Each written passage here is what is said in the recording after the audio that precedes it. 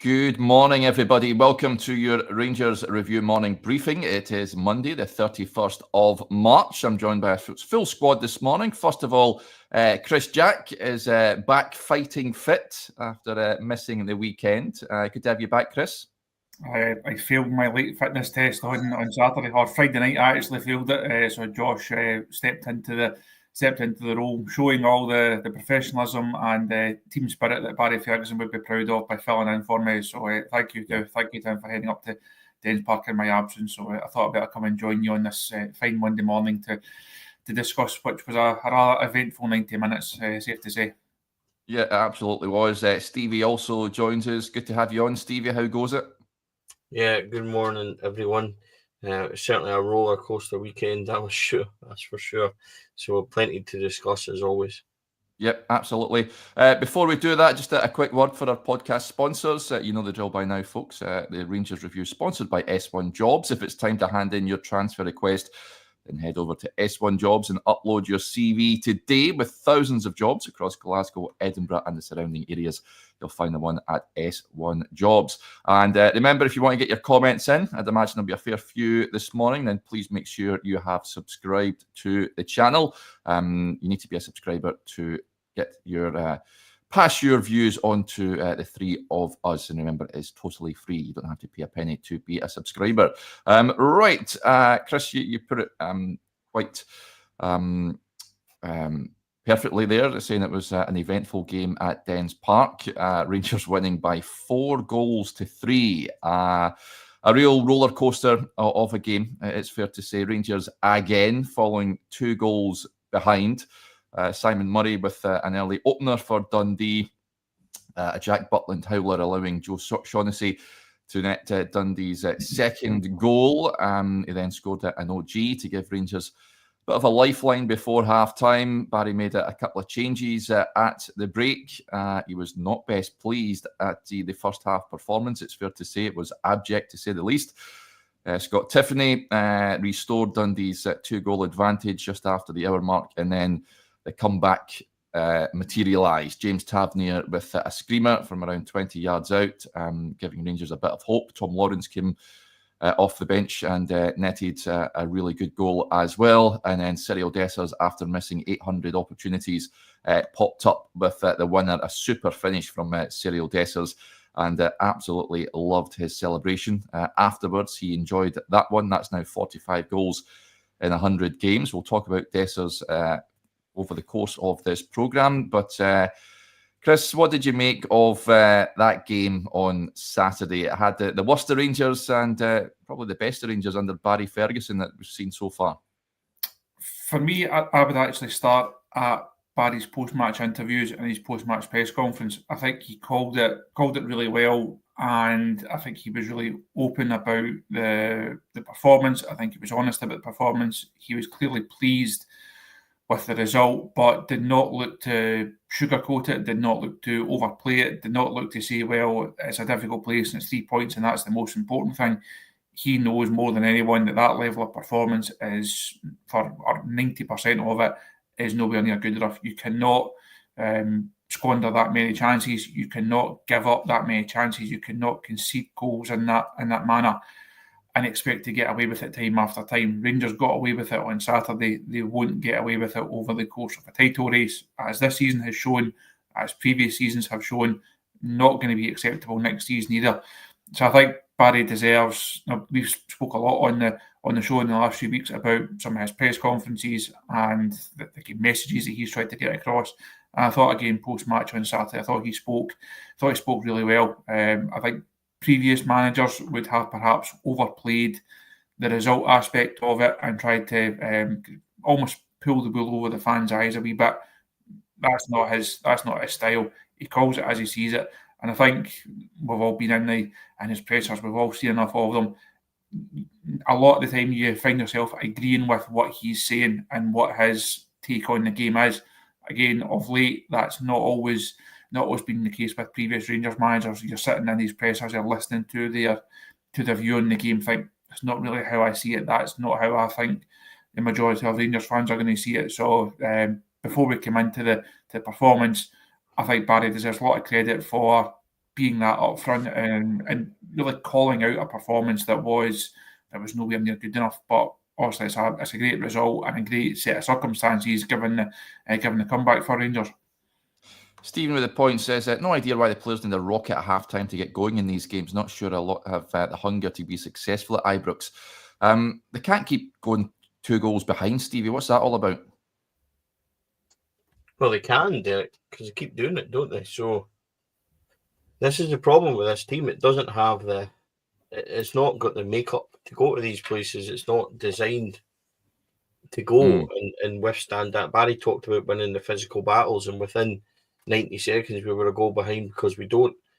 So, and that doesn't just come from James Tavernier defending at the corner. It comes to the lead up defensively. You know, Raskin loses the ball in midfield because he's not strong enough, and then there's a massive gap at left back because Ridvan, I'm not even sure he turned off on Saturday, but we'll get to that in a minute. And then, you know, there's holes and gaps everywhere. We kind of scramble a ball clear, Suter heads it behind, and then we lose our duel in it from the corner. So that all happens within 90 seconds. Everything Barry talked about and warned about within 90 seconds was undone, and you can't give teams a start, but we keep doing it. And you said we can't keep doing it, and you're right. You're absolutely right. The point is bang on, but the problem is that this team's not made up to do it. There's nobody that can set the tone from word go. There's nobody prepared to win that 50-50 in midfield, or, you know, be decisive at the back to clear that corner, to be commanding.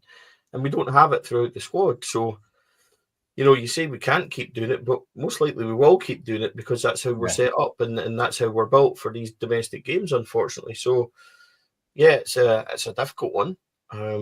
But until this squad is rebuilt fundamentally, you know, games like Saturday are going to be the norm for us until the end of the season because we're just not made up to cope with the rigours of this league and how it's set up. But, you know, Barry's just got to find solutions to that and, you know, and get there and work through things. And the positives for Barry, you know, Chris is right. He's calling it the way we're all seeing it. And that means it's relatable for a lot of us because we're listening to him and going, oh, we do agree with you, Barry.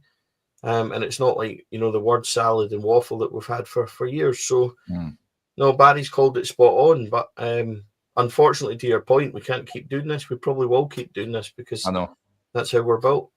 Till we get to the summer, at least, when surgery can be carried out.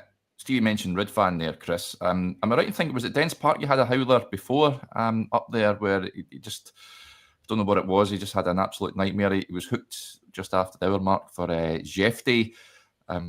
Rangers have a bit of an issue at left back, did they not? I mean, at times he can come onto a game, he can look good. Defensively, though, suspect. Is it just left back they've got a bit of an issue, or are we going to go through 1 to 11 here? Yeah, well, surgery is required. We know that in the summertime, but yeah, left back was a problem area at the weekend. Definitely, and it's something that's going to have to be addressed in the summer. I think I've been fairly clear on the show the last couple of seasons. I'm not Ridvan's biggest fan. I've always had my doubts about his consistency in terms of performance. I've always had my doubts in terms of his consistency of availability, and for me, it's an area that Rangers can certainly upgrade in. His place in the side it's not merited right now because the form is just not there. The problem is Jefty's form, as Stephen says in the comment there, Jefty's form is just not there either. So you have to play one of them unless we go back to the Dujon Sterling at left back experiment and we start doing that again. But it's a real problem because neither of the left backs at present are in the kind of form that Rangers need them. Stevie mentioned earlier on that not even sure Ridvan turned up. I'm not really sure what that performance was. It was caught out position, defensively all over the place, and going forward, some of the passing or attempted passing that he was trying to influence the game going forward, it just never looked like working. So no, it's definitely an issue, but one of of many issues, and one that's only going to be solved, and one that's only going to be solved in the transfer market. Yeah, there's a comment there saying Robbie Fraser should have been given an opportunity. Of course, he's out at Livingston. I think he would have got a chance under Barry, but it is what it is. And another player that's come in for criticism, Stevie, is that of the goalkeeper again. Another Jack Butland howler. They're becoming all too often, aren't they? Well, unfortunately, he's been throwing them in for the best part of a year. What do you say? I mean, he has a couple of good games and then has a moment where you're thinking, my word. I mean, the one Motherwell at home was really similar to this. It's like a lack of concentration where it's just such a simple thing to deal with. And you know what I mean? I go on about this all the time. Like, I've got a 7-year-old plays in nets, and if he was doing those things, you know, he wouldn't be in goals at that level. So we got a real problem with Jack Butland. I think criticism, in some ways, you know, I've seen some of the comments over the weekend about where he ranks in lists of Rangers goalkeepers and stuff like that. I don't think it's quite true that he's the worst we've ever seen and all that kind of stuff. I think that's just the usual. You're either sugar or you're the other thing at Rangers. And at the moment, Jack, unfortunately, you know, is making those mistakes. But he pops up in the last minute with a vital save. Otherwise, we're drawing that game after a mistake again. So he is a big player for us. But at the moment, individually, everything he does individually, Derek, is getting punished. His kicking is good. His kicking at the moment as well is awful. Yeah, I mean, Jack's just bang out of form. I think that's fair to say. Big question marks over him at the moment. It's a difficult one. I think, again, listen, we spoke about this before and we laughed about this, I think, even last week when we talked about what's your priority position for the summer. Every single position in that Rangers team needs upgraded. Every single one.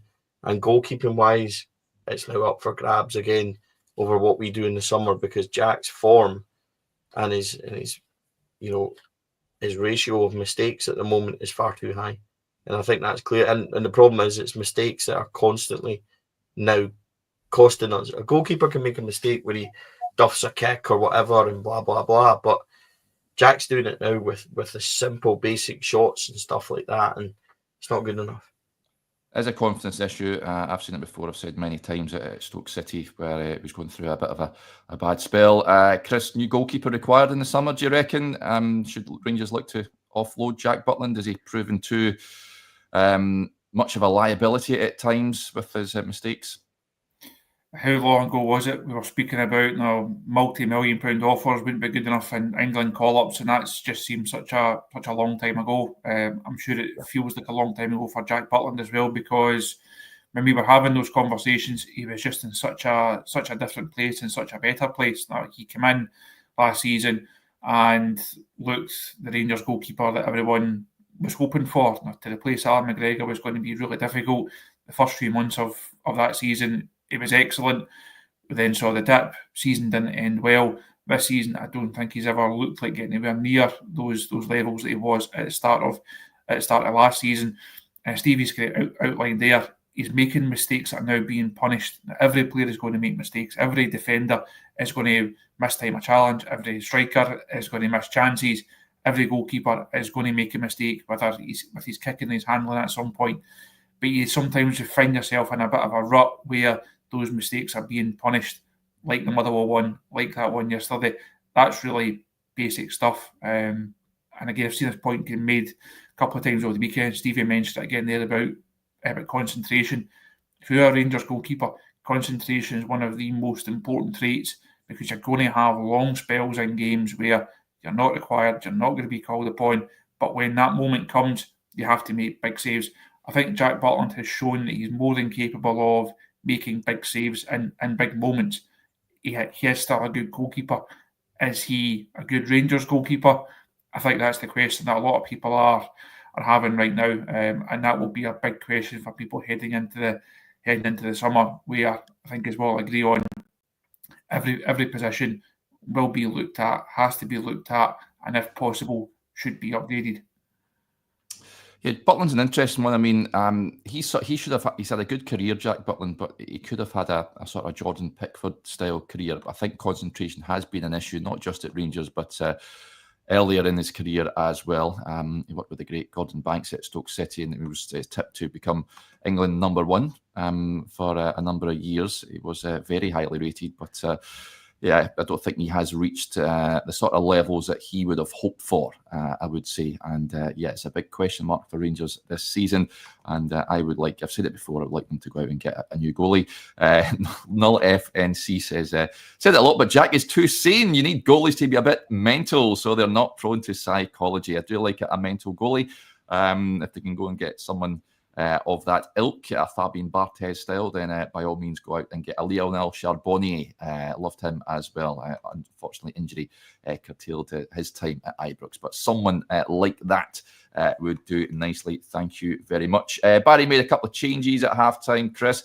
The comment here, who cares, says Rice played well. Bailey Rice came on. Good to see him back in amongst it.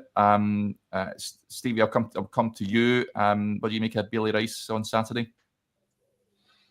Yeah, I thought he was fine. I thought he kept the ball moving, which he was there to do. He got caught really early on because he was taking too long on the ball, and I think that helped him. That happened within the first, 4 or 5 minutes. It actually might have even led to Tiffany's chance before Dessers was scored and was caught offside. So Rice, he's capable of that as a 6. Barry obviously had to change the shape. I thought the midfield on Saturday, lads, was atrocious.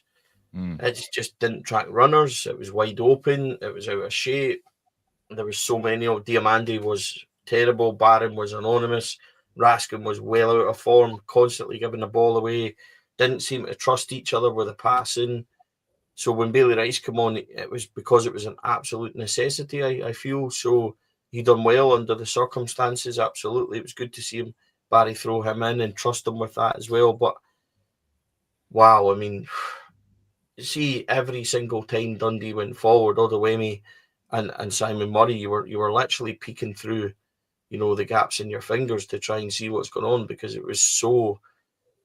I was just on edge every single time they came forward. They were tormenting us, and that really shouldn't happen. We seemed to be wide open and just struggling with absolutely everything. Every single time they got the ball, there was people running on. And that comes from your midfield structure, and that I just thought it was miles away. So yeah, Bailey done well when he came on as a complete necessity, because that midfield 3, which has been functioning, were so exposed. And I find that crazy, because they weren't exposed against Fenerbahce, they weren't exposed against Celtic, and then we go to Dundee and we look like we're playing, prime Brazil in the 80s and stuff, because they're just absolutely tearing us apart. And it's really difficult, Derek, when you think about the chances Dundee had and the positions they had in transition. Stevie, is that a mentality thing? Is that a mentality thing as well? I mean, going to Dens Park, no disrespect to any Dundee fans that are tuning in, but it's not exactly Fenerbahce or Parkhead, is it? When you go there and you know that the high stakes and high pressure games. I just don't think we're built.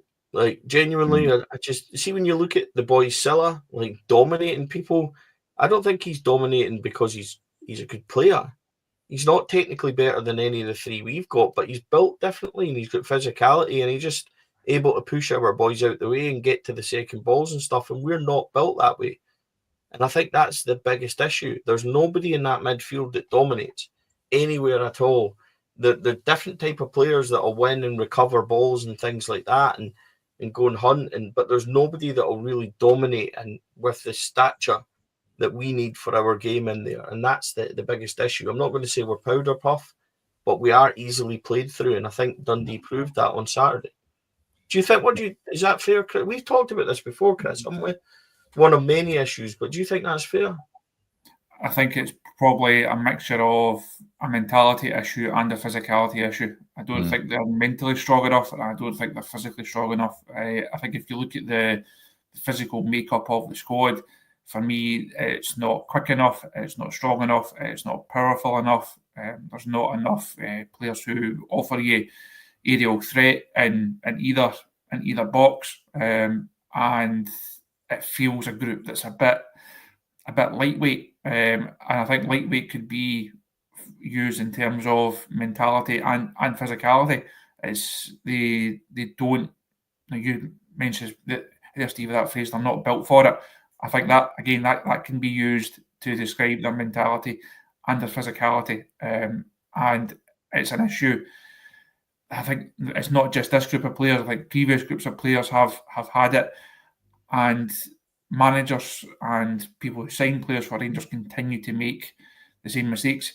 Scottish football, when you have a budget the size of Rangers, it should not be that difficult to win in. You have some good technical players, some good physical players, you find the right balance of it, and you then get a side that is capable of winning Old Firm games and going to places like Dens Park. Rangers have a group that's just not suited to going to Dens Park and Tynecastle and Pittodrie, all the away venues. Every time Rangers have an away game, you always hear, difficult place to go. Well, why is it a difficult place to go? Because Rangers continually make it a difficult place to go because the team and the squad is not equipped to go to these venues. It says it all about them that you'd have more faith in them going to Bilbao and getting a result than you would Dens Park, and that's just preposterous. But that's where this group of players is, and it has to change. Rangers can't make the same mistakes in another transfer window and build another squad. Whether it's with the majority of these players or different players, they need to sign a different identikit of player if they're going to be successful in Scottish football.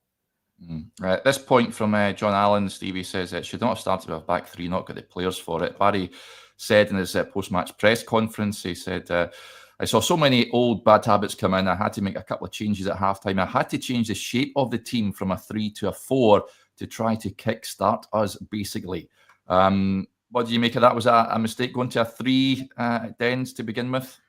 No, because we've all been saying how good the change has been and how much it's worked at Parkhead, how much it's worked, in Fenerbahce and stuff like that. So no, I don't think so. And so it's not like Barry's got an abundance of options here. It's not like he's got 6 wingers to choose from. He's got absolutely nothing there. And, he's got a squad that is so, one-dimensional that he's having to use it the best way he can think. And I saw people saying about you can't, line up with too many people defensively and everything else. So, arguably Barry's tactics on Saturday were spot on, because how many clear opportunities did we create? I know. So is whatever he was trying. I've seen people say we shouldn't play through the middle and everything else. And offensively, we were on point because we created, so many clear opportunities.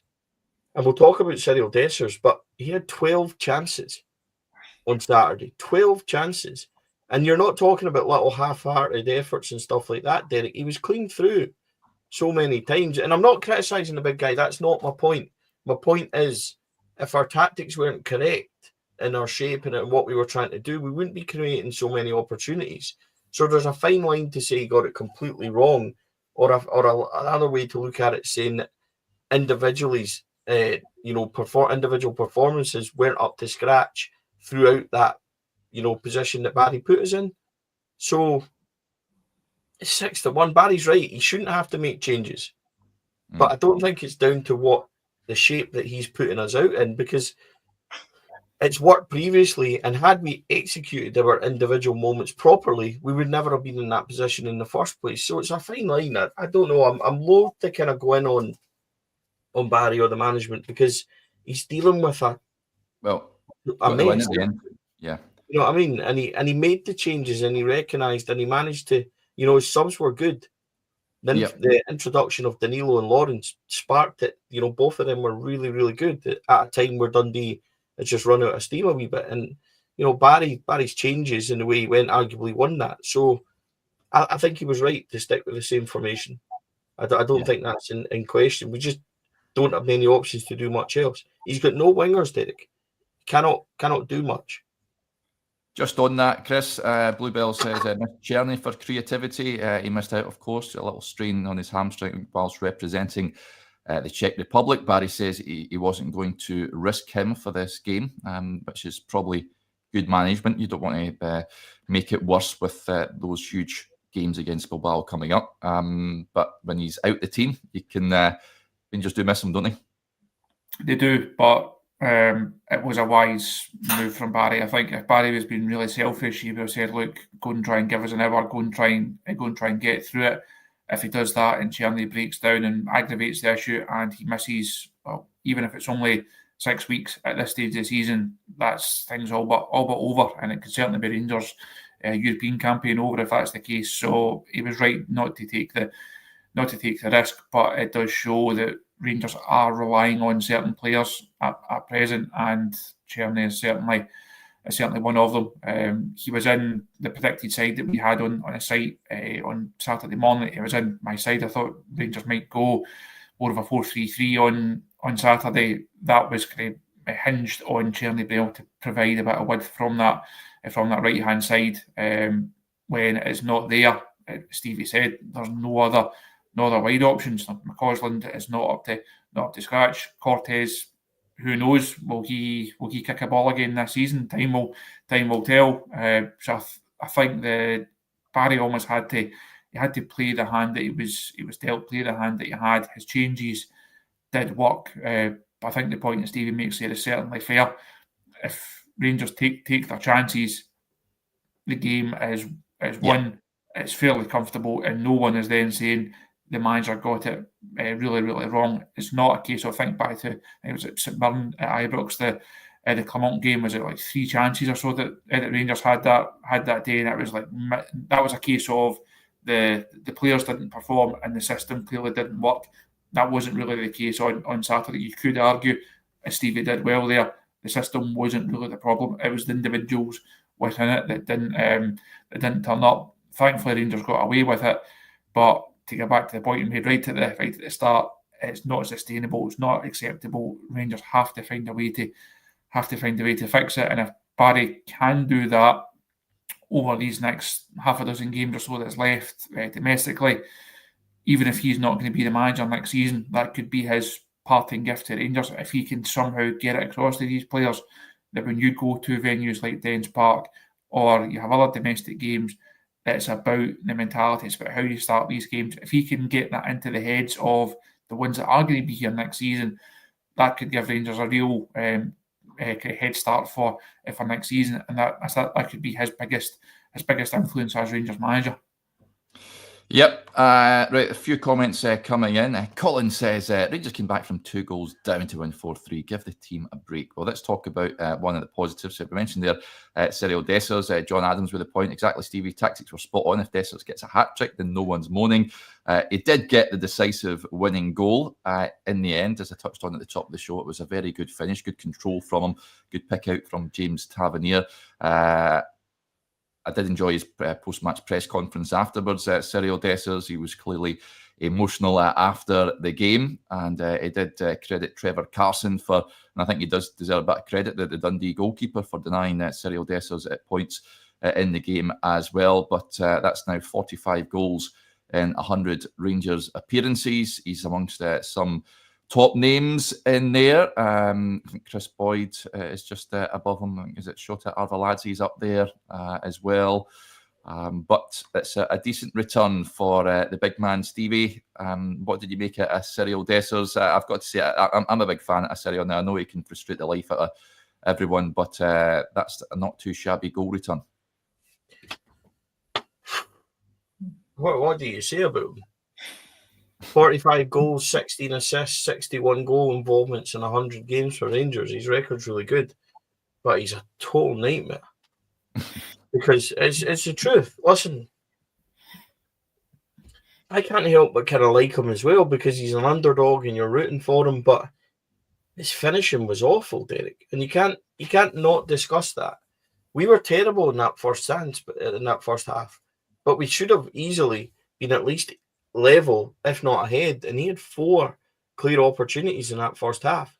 He goes clear in 3 times. Another one, a long throw. Egerman miskicks it right in front of goal as well, and we were just having one of those days where you're like, my goodness. But the difference with Cyriel Dessers is quite clear.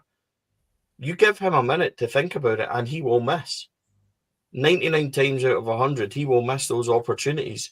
When he doesn't have a second and it's got to be an instinctive finish, like the goal that we actually saw him score, when it's just a touch and a finish, he can be really good.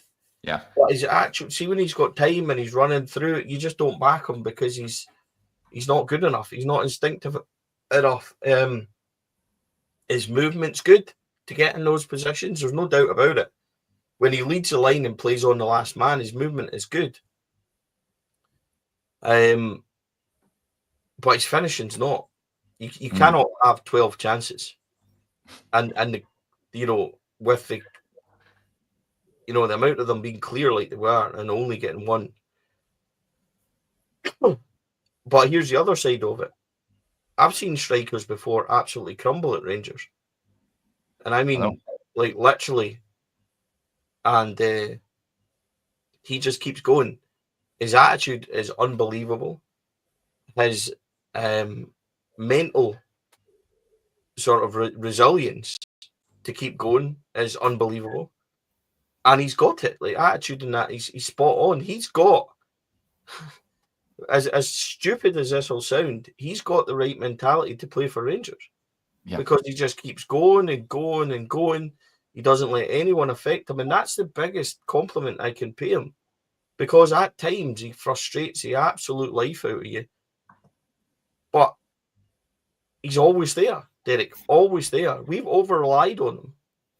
And his goal record is good. Just under 1 and 2, 16 assists. See if he had scored the chances he could have had up to 100 and 100. Like it, but and my point in that goes back to what I'm saying. He's always there. It's not like he's playing in a wonderful team.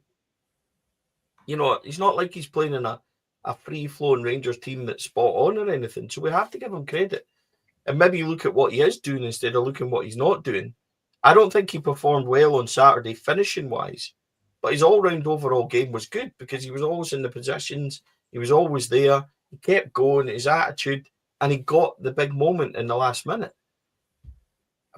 What more do you say? It's a really strange one, like a really, really strange one. You're going to get big money for him in the summer. Somebody's going to buy him on the back of the performance. Would you sell him? You've seen, yeah, I would sell him. But there's not too many in the squad that I wouldn't. But he's 31 next birthday, remember, Derek. And if you're getting somebody coming in £6-7 million, you are going to sell him. So, yeah, I don't think he's, and that's the reason why. If he was 27, I wouldn't be looking to sell him.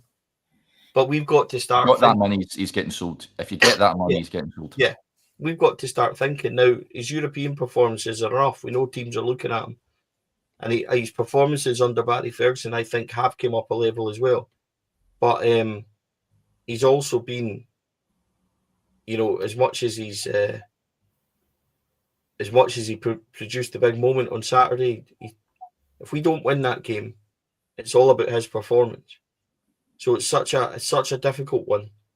He is a bit of an enigma. I think that's clear as day because I think everybody likes him. I don't think anyone dislikes Cyriel Dessers. I think everyone likes him. I'd be sad to see him go. I would be sad to see him go. I really like the big guy, even though, as Aldo says here, thanks to Dessers, I've got no hair, which I can totally understand as well. But I can't use that excuse. But listen, I like him. I've said it before. I like him, but he frustrates the life out of me. You cannot have a 1 in 12 performance like Saturday and expect people not to critique. His finishing wasn't good enough, Derek. He's just head down, hitting it straight at the goalkeeper. 5, 6, 7 times out of them 12, and that's not good enough. And I'm sorry, but if Danilo's in those positions or Eagleman's in those positions doing the same thing, we would be hammering them for their finishing ability. But he comes up, listen, and there it goes back to what I'm saying about his mentality and his willingness to keep going. He comes up with the biggest, huge moment in that and wins the game for us. So it's all credit to him. But at the same time, if he had taken those chances before, would we really have needed that? And I think that's the fairest way. I think I'm trying to be fair to him. Yep. I really am. I'm trying to be fair to him. But as I said to you, Derek, in the summer, there's not too many in this first team that I wouldn't be looking to cash in if the money's right. And Cyriel Dessers is one of them.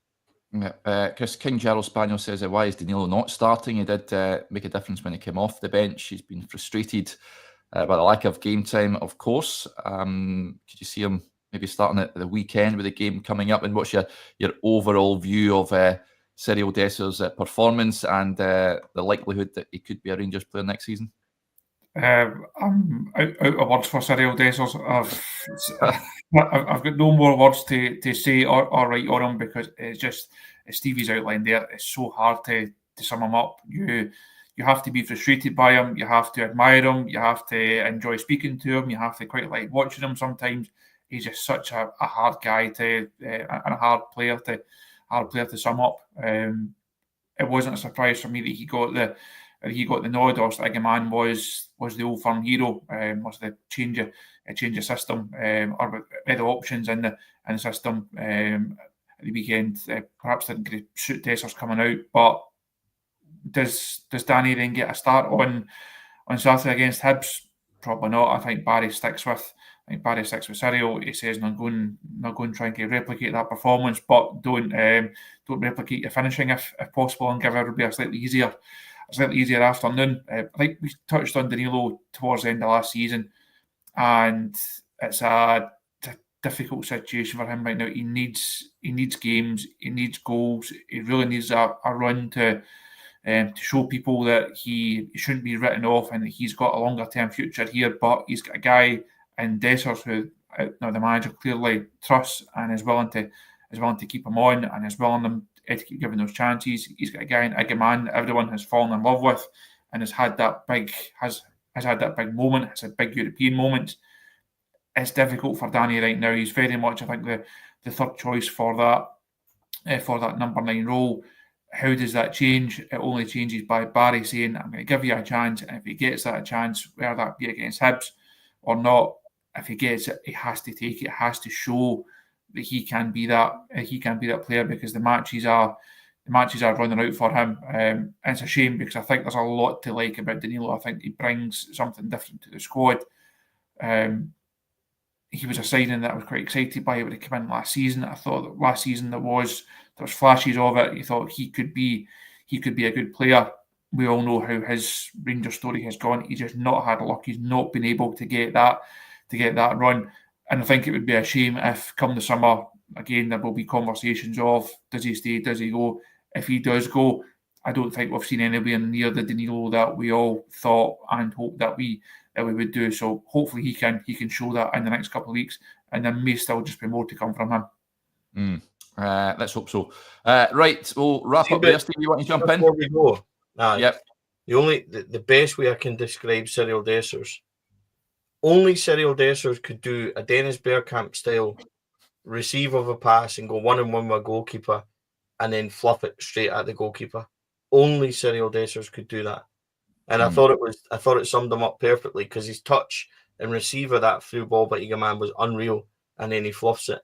And I would bank Danilo to finish 4 or 5 of those chances on Saturday, because he's a different kind of instinctive finisher. But the question then becomes, Derek, would he be in those positions in the first place? Because Dessers' movement when he plays on the last man is pretty good to get in there. So it's not as easy as just saying Danilo will finish those. And I think Danilo's a different kind of striker than Igaman and Dessers. Danilo is a 9, a penalty box, 6-yard box striker, and that's where he does his best stuff. He's an instinctive finisher as well.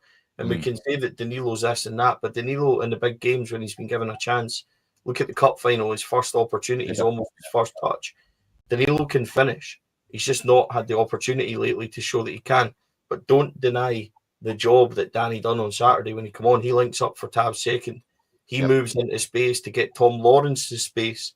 He moves people out the way in the third goal as well. So maybe it's a case of Danny not starting for Dessers on Saturday against Hibs, but starting for Igaman and playing up there with Cyriel and seeing whether or not that is good enough for combination, because Danny does need game time. And Igaman, as much as he's doing really well, and I think he is, he's also overplayed for it. Remember, this is his first real season. So we need to box clever with him. I think there's a definite case for giving Danny more game time. Yep, he's a fair shout, Stevie. I think many would like to see more of him starting this coming weekend against Hibs. Before we wrap up, just before I forget, as you all know, folks, we're running a giveaway at the moment. I'll flash up the great man on the screen. If you want to be in with a chance of winning a signed and framed Paul Gascoigne shirt from the famous 9 in a row season, then you need to be a subscriber to the website. Head over to rangersreview.co.uk/subscribe to sign up. Only £1 for 6 months. It's absolutely sensational value, and existing subscribers automatically entered into that draw. You need to be a subscriber before the 6th of April, so make sure you've signed up to be in with a chance of winning that shirt. Right, big thank you to Chris and to Stevie as ever. Good show, chaps. Thank you, and thank you to you all for tuning in as well. Those of you that are extra members, I think we'll record their Q&A around about 2 p.m. this afternoon, as always. So, yeah, get your questions in over on the community page, and we'll speak to you later on. Bye for now.